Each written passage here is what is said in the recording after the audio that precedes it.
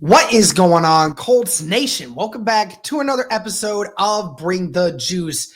Guys, we have some news about the Colts quarterback interests. Jeremy Fowler had posted an article talking about some of the quarterbacks that have garnered interest from the Indianapolis Colts in their competition against Anthony Richardson this offseason. So I want to break down these names. I want to talk about what they mean, and I want to leave it up for interpretation with you guys, but I have my own feelings about this. Here, I'm going to show this for you guys. Shout out to Noah Compton for posting this. This is Jeremy Fowler's article, but Noah put this out here, so shout out to Noah. It says ESPN's Jeremy Fowler on Colts QB interest says, I've heard Daniel Jones's name more than once in regards to the Indianapolis Colts. It says Daniel Jones, Justin Fields, Trey Lance, and Jacoby Brissett are the horses in this race. Fowler went on to say, as the Colts look for veteran quarterback options, names on their radar include Daniel Jones, Justin Fields, Trey Lance, and Jacoby Brissett.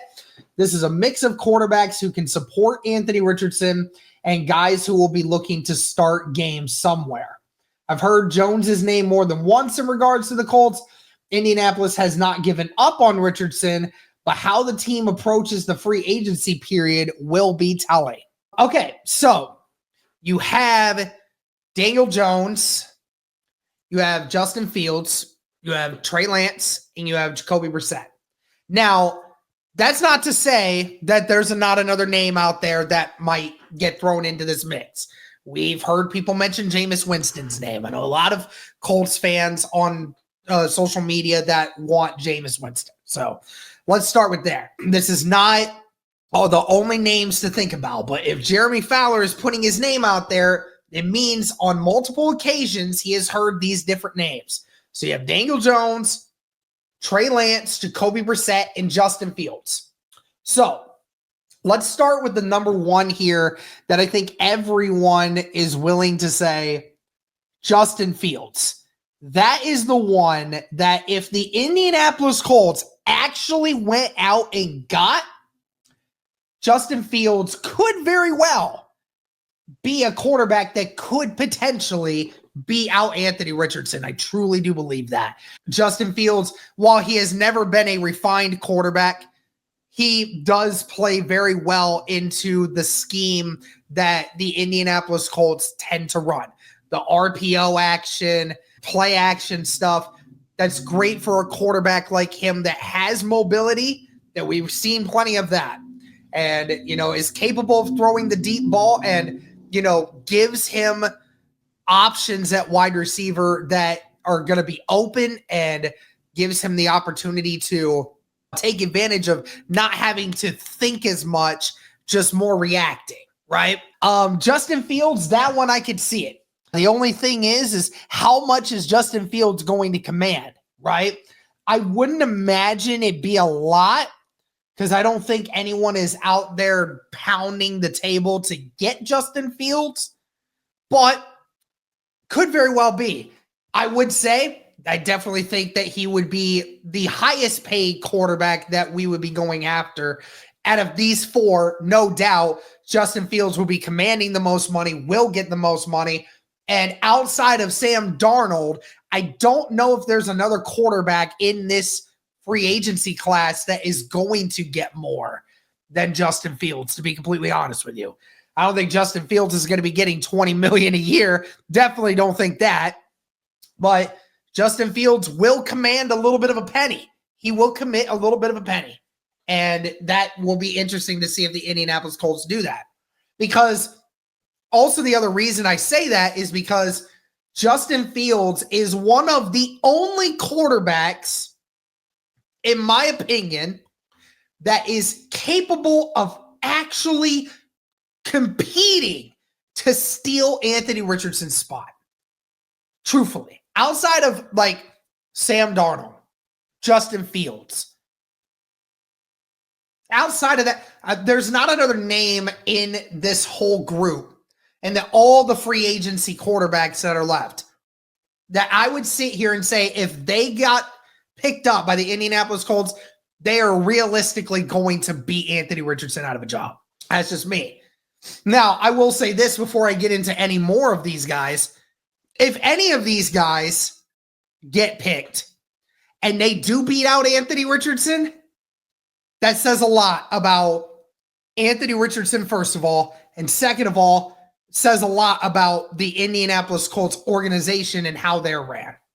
And the fact that you took Anthony Richardson at 4th overall, and then after 2 years, you have not even been able to impact him much at all. And on top of it, you allowed another quarterback to start over him again.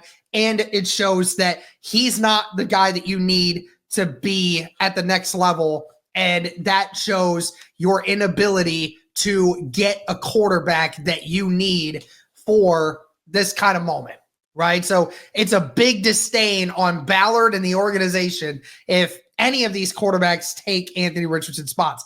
But I do believe Justin Fields could potentially do it. Now, to the other names, Jacoby Brissett. Jacoby Brissett really hasn't been a full-time starter for a while. I believe he had a short stint with the Patriots after the Indianapolis Colts got rid of him. Well, he did a little bit he didn't even really do much for a lot of teams. I mean, again, he ended up not really playing a lot of games when it came to, outside of just this last season. He played most of his games with the Indianapolis Colts. He did have a full season with Cleveland. Yes, he did play in 16 games in 2022 for Cleveland, but only threw for 2,600 yards, only had 12 touchdowns that year. So again, taking into account, he's not a world beater. He's not going to be a guy that's going to go in there and light the world on fire. He's not going to be a franchise guy for you, especially on the fact that he is over 30 now. Yeah, so ultimately when it comes to Jacoby Brissett, I mean, you've never seen a guy that's been a full-time starter. He would be just primarily a backup. Now, that would be an intriguing option as a backup because Jacoby Brissett has familiarity with this Indianapolis Colts team, maybe not with this coaching staff, but does remember quite a few of these offensive players, has influence with Ballard. So, there is a connection there. So I wouldn't be surprised if Jacoby Brissett was an actual name that I could see. The next one being Trey Lance. So that is definitely a interesting name because, again, there's been nothing on Trey Lance, right? So Trey Lance is, again, another young quarterback that has dealt with injuries and really hasn't gotten a lot of opportunities to really do anything. Was with the San Francisco 49ers in 2021 and 2022 when he was drafted, ended up playing for only a minimal amount of time in 2021, 2022. Can't remember if he got benched or not in 2022, but didn't play much at all outside of one game really. And then in 2023, he did not play. And that's where he did get benched and then went to the Dallas Cowboys this last year, only played in very little action. So again, Trey Lance, only 24 years old and will be 25 this year. So, a quarterback that could look for a fresh start to try to compete somewhere, that could definitely be something that we could keep an eye out for. But again, if Anthony Richardson lost his job to Trey Lance, that says something. Now, the other one that I think is important because a lot of people keep bringing this one up. And if Fowler mentioned that Daniel Jones is a legit option. So let's think about that for a second. So Daniel Jones, who was drafted by the New York Giants in the 2019 draft. Remember when the New York Giants drafted him first, the first quarterback taken off the board rather than the consensus number one quarterback, which was Dwayne Haskins that year. And Daniel Jones, started off his career relatively good. That first year, completed 62% of his passes, had over 3,000 yards, 24 touchdowns to 12 interceptions. Had a couple down years where the numbers certainly weren't as good. Then that 2022 year where he had his overall most efficient year, where he completed 67% of his passes for 3,200 yards, had those 15 passing touchdowns and 10 rushing touchdowns, with a QB rating of 92. He got paid the $40 million after that. And then the next years, he just fell off a cliff. He fell off a cliff. The Giants fell off a cliff. It was a extremely bad situation where Daniel Jones just didn't look like resemblance of any kind of good quarterback. So, I get it. In the beginning part of when the Giants were getting things together, Daniel Jones and that offense, they were an okay offense. They weren't a very good offense, but they were, far from a terrible offense. But then these last few years, Daniel Jones just basically got cut because he was that bad that the Giants couldn't fathom the idea of him being on the field anymore, right? So I see people on social media say that, again, he would win the starting job easy over Anthony Richardson if he came here.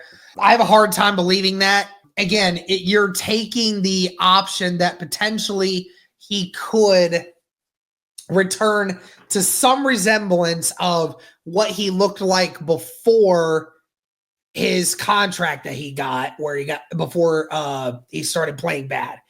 Do I really think that a quarterback that his most efficient year where he threw for 15 touchdown passes is the right answer? No, I don't.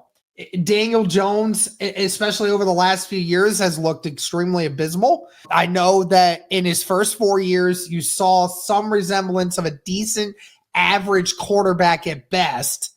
But again, my issue is that if the Indianapolis Colts want to, that's been my feeling, is that Daniel Jones kind of fits the mold of the quarterback that I thought, would be quarterback competition, because Daniel Jones, to me, I don't think would, very much be make that much of an impact. I would say this, he would come into Indy, and I believe that Indy is a better situation than what the New York Giants put him through for a good chunk of the last few years. The Giants offensive line's been abysmal. They haven't had any weapons. Their defense has been solid, but he would have a better offensive line here in Indy. He would have a running back that, in resemblance to his early days with the Giants, they had Saquon Barkley. You'd have an impact player in him. They would have better wideouts than any wideouts that Daniel Jones has had the fortune of having at the beginning part of his career, and would have a good offensive-minded coach. So very well could see a resemblance coming back. And Daniel Jones, to me, seems like a guy that, again, would push Anthony Richardson, but wouldn't exactly win out the job. That's my opinion on it. I know some other people that say that Daniel Jones would be somebody that really could challenge and potentially take that job. Again, if Anthony Richardson would lose his job to a quarterback that in the last 2 years threw 10 touchdowns and on top of it got cut from his own team, then that says a lot about Anthony Richardson and, again, about Chris Ballard and whatnot. So those are the names, guys, that we have seen that Jeremy Fowler has mentioned could potentially be quarterbacks that they would take. So let us know your thoughts on these names and what you guys would think about it. But that's going to do it for this one. Thank you so much. As always, go Colts.